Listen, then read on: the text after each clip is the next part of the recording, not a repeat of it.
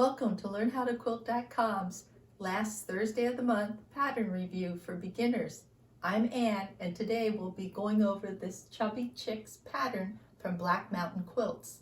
I'll be using this checklist as a guide for the review. As you can see, this pattern is one of their best sellers. The pattern's well organized and not hard to follow. You'll find a link to this page below. This quilt is made up of two main blocks, these applique blocks and these pinwheel blocks. They're joined together in rows using straight line stitching, and then those rows are sewn together using straight line stitching.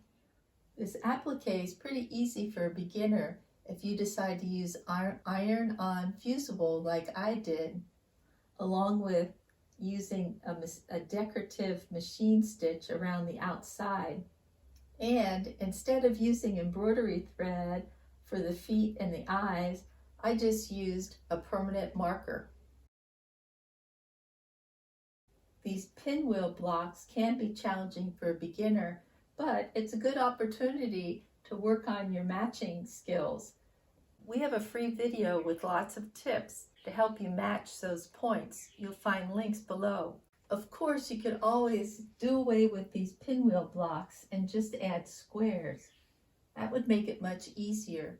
You could do the same with this border. Instead of worrying about all of these points that need to be matched, you could just add a strip here and all the way around. The size of this quilt is perfect for a beginner who wants to start machine quilting. Be easy to stitch in the ditch between these squares all the way across the quilt. This quilt was quilted by my friend Ruthmary, and she used a lot of whimsical lines in here. So if you're someone who wants to practice free motion quilting, this also would be a good size to start. There's lots of places where you can test out free motion quilting designs.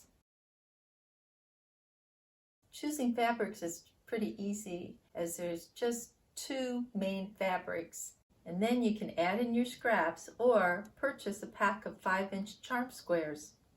When I first saw this pattern, I knew I had to turn it into an I Spy, I call them Fat Chicks quilt. Each chicken has a different I Spy fabric in it. And I've also added some in the corners here.